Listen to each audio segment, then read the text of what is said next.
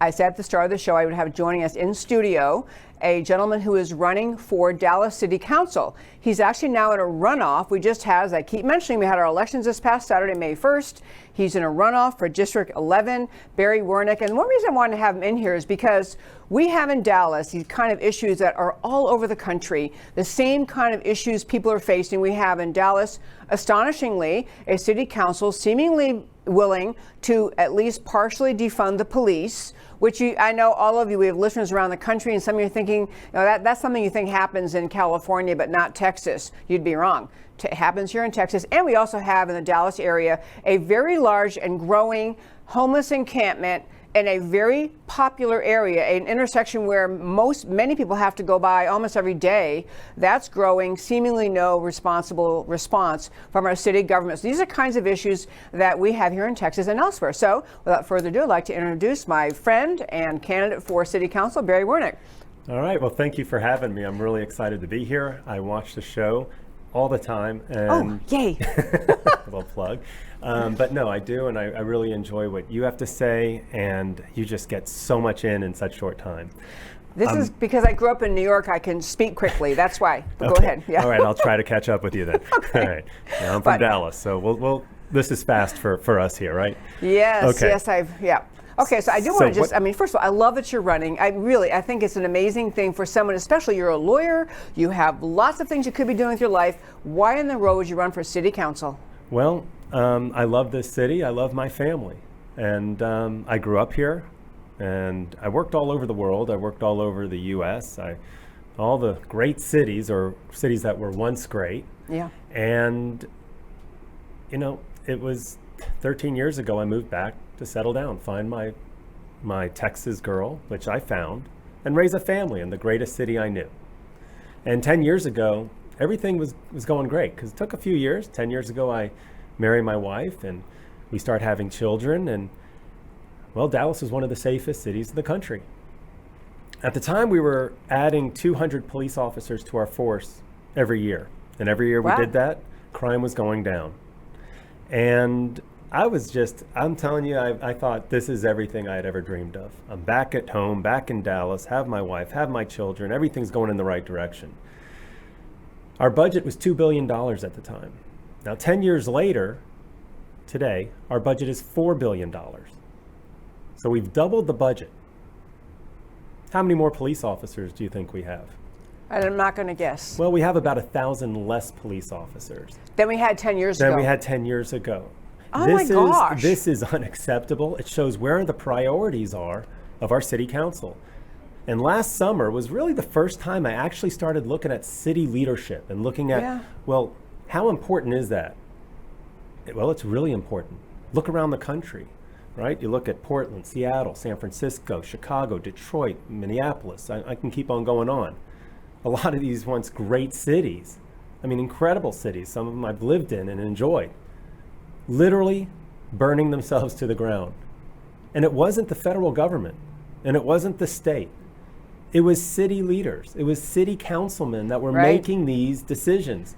They were either sitting back justifying the violence by not saying anything, or actually endorsing it by coming out with comments like no justice, no peace, or tell the police to stand down. Yeah. That's disgusting. I'm an attorney. I'm also a mediator.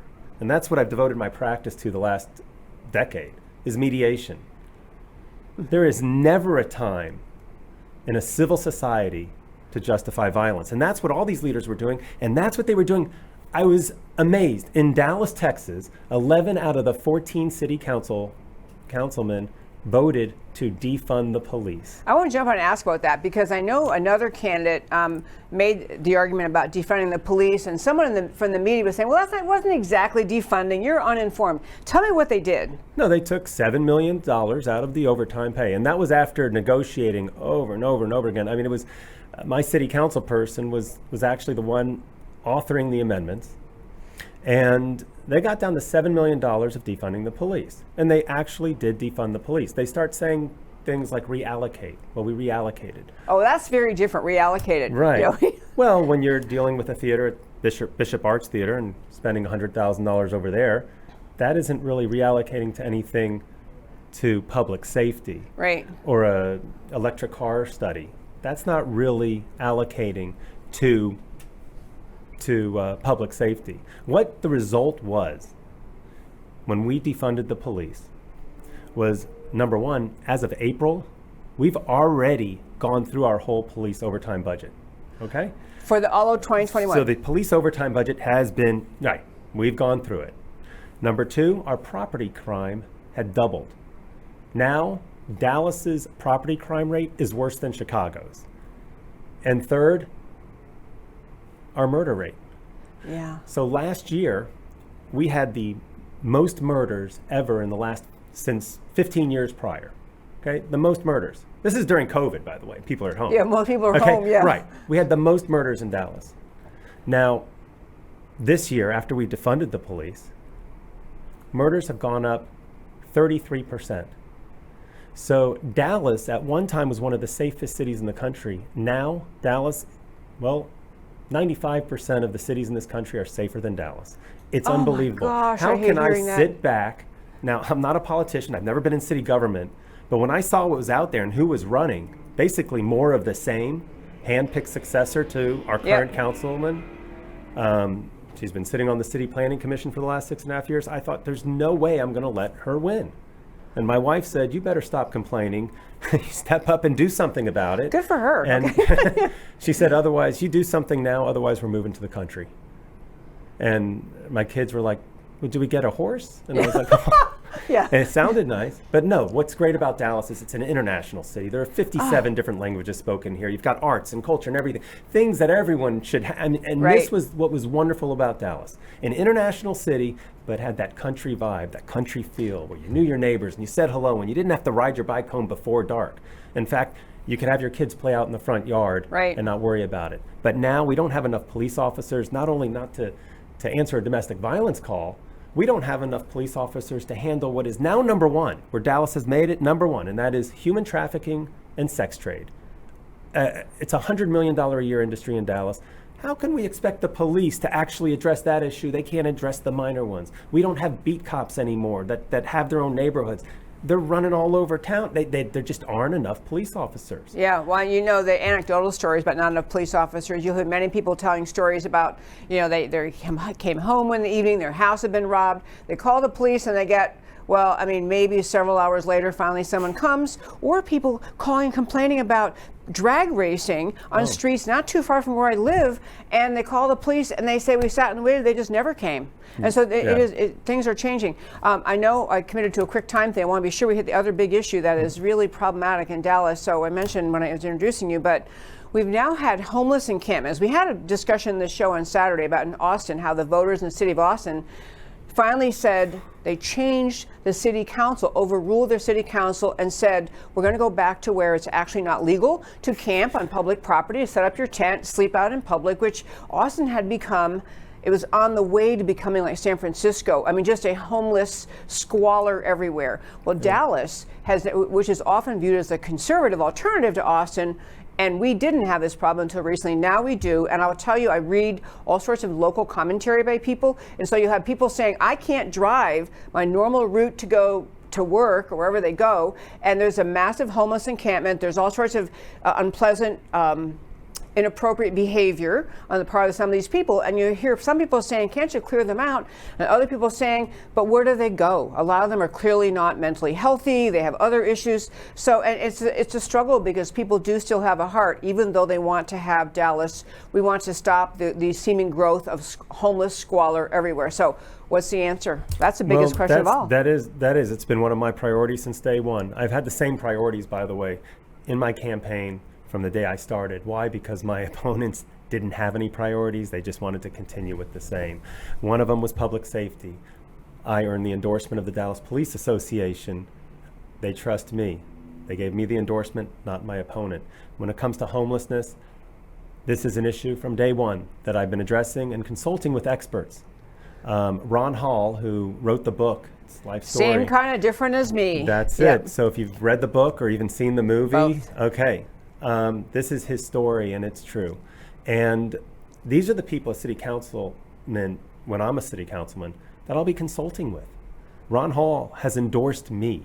I'm the only one that has an actual expert, philanthropist, on the subject of homelessness to endorse someone. He endorsed me. Why? Because I understand this. I volunteer with homeless people. I actually have homeless people that have my cell phone number and they call me. When I get a call from Quick Trip, I know that's Vincent. If I get a call from Whole Foods, I know that's King. I mean, I know these guys. We talk. And I asked them what Ron brought up to me. He said, look, we can solve 50% of the homelessness. And how do you do that? Well, it won't cost Dallas a dime. See, the last 3 years, we set up this Office of Homelessness Solutions where $12 million of taxpayer money every year is going to this. The city did this. The city did this. Okay. Why? To look good. So people think, oh, well, they're doing something. We have an office. Right, and now I can, get reelected because I'm doing something. Well, $36 million later, 3 years later, $36 million our money, not the government's money. Where's our homelessness situation? Well, it's gone up 50%. We are now number one in Texas. So you talk about Austin, Dallas is now number one. Yeah. We went from 3,000 to 4,500. Ron Hall and I were talking, and he said, look, you get 50% of the homeless people who you don't have to throw them in the East River. That's a reference you might understand. But we don't have an East River here, I guess. But no. Throw them out of here. No, that's not the way to do it. You've got charitable organizations, organizations of faith, organizations I work with, who work with these good people who don't want to be put in a hotel, in a shelter, anywhere. They want to live outside. That's where they want to be. And we've got parks and locations, land that we own in Dallas, and I talked to Vincent the other day, and he said, when are you going to be able, when can I go to my Woodstock? Because you could take 50 acres. And instead of us saying, go there, they will gladly go there and get off the streets. They don't want to be on the highways. And Darren Babcock had done a great experiment in South Dallas, and it's working great. It's called Bonton Farms. Tiny homes with a little restroom. Now, we don't have to pay for that. Yeah. Ron Hall has raised hundreds of millions of dollars from people that care, because people are good. We care. And asked Vincent, we could get you a tiny home. Maybe we set that up and create a charitable organization to do this. People that know how to implement things. I mean, when does government ever implement anything really successfully? Yeah. But when do organizations of faith, nonprofits, even for-profit, just people, just good people, doctors, top doctors come out and actually help with solutions? Yep. They actually make a difference and actually have an impact. And you could have a place where they could, similar to Bonton Farms, out in I'll give you one example in Dallas. There's a Samuel Farms, which is out in East Dallas. Why not? Check it out. It doesn't have to be there. It's just an example of one of the places with hundreds of acres that we own. They would go there, you get a tiny home, your own restroom, a communal kitchen, and maybe actually some training. Now, obviously, this isn't for the drug addicted. This isn't for the mentally ill, but not everyone on the streets are. Yeah, the most amazing thing I'll tell you, in one of the recent big freeze we had, which if you're not in Texas, we had this massive big freeze. So a friend of mine told me that she has an uncle who's homeless, and he likes being homeless. He doesn't want to live inside. And he called her to say, you know what, I'm going to freeze out here. So she went and picked him up. She brought him to her house. She let him get showered, washed his clothes, got him a good meal. He stayed through the great freeze.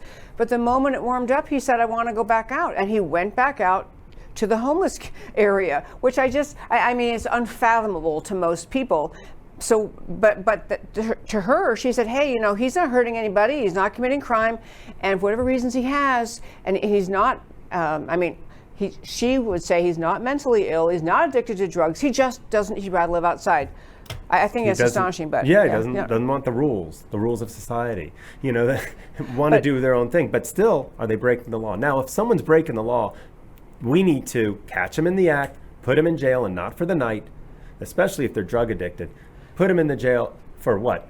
10 days, maybe 14 days till they dry out, and then we've got county resources that should be there to address deal with not drug the addiction, city drug alcoholism. addiction, and the mental illness too. That's not a city issue.